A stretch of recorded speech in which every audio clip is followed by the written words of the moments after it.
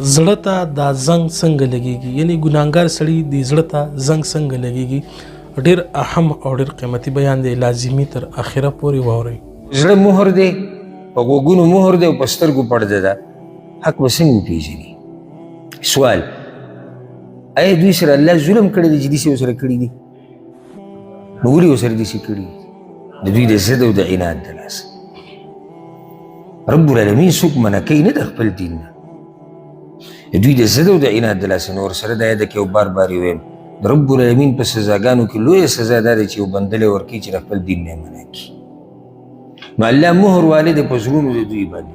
په زړونو باندې ګوره کله مهر والی شي، کله پې زنګ راشي او کله ورته ټاله واچولی شي.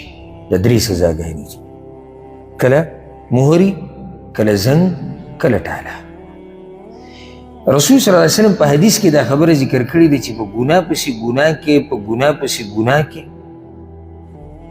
نو دا زړه بند شي، بند او تک تور شي او بیا په مهر ووالی شي او زنګ شي. حدیث تاسو به څو څو پیرې اورېدلی، امام ترمذي رحمه الله راوړی دی. وی کله چې یو سړی ګناه وکړي نو په زړه کې یو تور ټکی ولګي، فإن تاب ونزع واستعتب سقل قلبه. که چېرته د توبه وویسته، د ګناه یې پرېښوده، زړه یې پاک شي. وإن زاد زادت، او که دی په ګناهونو کې ډېرېږي، هغه توروالی ډېرېږي. فذلک الران، وی دا هغه زنګ دی کوم چې الله په قرآن کې ذکر کړی دی. نو اوس سوچ کوو چې د کفر ګناه به کېږي، د الله نه منکري، د قرآن نه منکري، د پیغمبر نه، د ده په زړه باندې به څنګه توروالی. الله قرآن کې دا خبره ذکر کړې ده سورة النساء کې، بل طبع الله علیها بکفرهم. الله وایي ما چې دا مهرونه دوی په دې زړونو والي دي که نه، نو دا د دوی د کفر د لاسه. دا سزاګانې دي د الله د طرف نه چې کله یو بنده الله ته پته وي چې دی به کفر غوره کوي او دی به په دې کفر پاتې کېږي، رب العالمین د هغه په زړه باندې، د هغه په غوږ باندې مهر ووهه.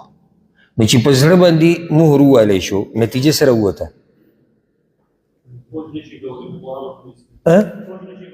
سوچ نشي کولی په حق کې.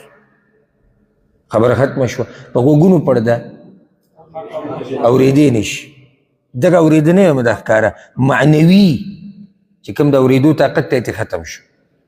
په سترګو پرده راله، حق نه ویني. نو ختم الله على قلوبهم وعلى سمعهم. سبحان الله، سورة الجاثية کې الله وی وختم على سمعه وقلبه وجعل على بصره غشاوة. الله وی د ده را بشي سورة الجاثية کې وی د ده په غوږ او په زړه مهر دی او الله د ده په سترګو پرده راوستې ده. فمن يهديه من بعد الله، نو د الله نه علاوه به دله به څوک هدایت ورکړي؟ زړه بند شو، غوږ بند شو، سترګې بندې شو، کوم ځای نه به راشي؟ څوک به بیا دله هدایت ورکړي؟ نو دا سزا ده د دوی. بیا دا خبره یاده ساتئ، الله وی په دې آیت کې دا کوم آیت چې موږ وایي چې الله رب العزت د دوی په زړونو مهر وهلی دی او په غوږونو، وعلى ابصارهم غشاوة ولهم عذاب عظیم. عذاب په عربۍ کې چېرې تکلیف ته وایي. خبره به حتی الوسع مختصر کوو. یعنې د کفر ډېر اقسام هم دي، موږ نورو ځایونو کې ذکر کړي دي. زړه ته مې راغلو خو ما خبره به مختصر کړو، هغه به ځای په ځای په خپله راځي انشاءالله. زه به راته بیا وایم چې دا د کفر یو قسم دی. لکه دلته موږ سره کوم کفر راغی؟ د ضد او د عناد د لاسه. نور اقسام به م راځي انشاءالله. ولهم عذاب عظیم. عذاب په عربۍ کې تکلیف ته وایي، مشقت ته. لکه حدیث کې راځي که نه چې سفر د عذاب یو ټوکړه ده. سفر د عذاب ټوکړه ده. څه مطلب؟ د عذاب جهنم ته سړی پرېوتی، تکلیف کې د عذاب تکلیف ته وایي. نو د دوی جهنم ته ورچول دا د دوی تکلیف دی.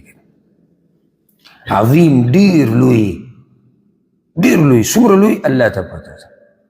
ډېر لوی عذاب دی. ولې دا دومره لوی عذاب؟ ځکه چې ان الذین کفروا، یقینا کسان چې کفر یې کړی، انکار یې کړی د الله نه، د الله د رسول نه، د الله د کتابونو نه، د آخرت نه، د تقدیر نه، انجام دا دی چې رب العالمین دوی له سزا سخت ورکې الله یې ته مو ټول وساتي. خدا د شیخ صاحب قیمتي بیان چې تاسو واورېدلو دغه شان اهم او ضروري بیانونو لپاره تاسو زموږ سره اوسئ. السلام علیکم ورحمت الله.